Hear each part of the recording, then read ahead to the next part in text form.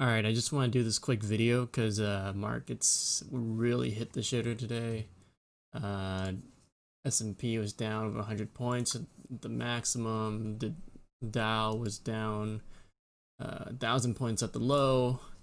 And S&P closed at what, down almost 3.5%. I just want to talk about the levels that I see. Where we might be going, downside, and maybe some positive news or more optimistic look.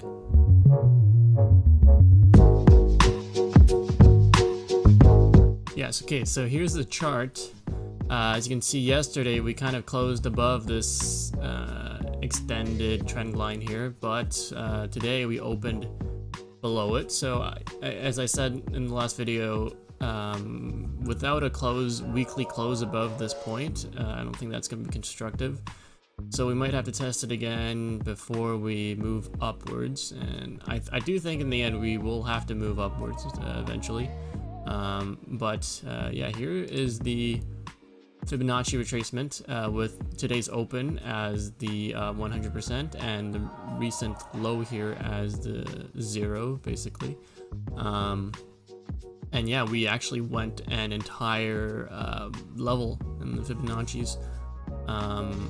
And actually, if you're watching intraday, it was actually holding the 344.5 level for a very long time before breaking down on some volume at the second half of the day.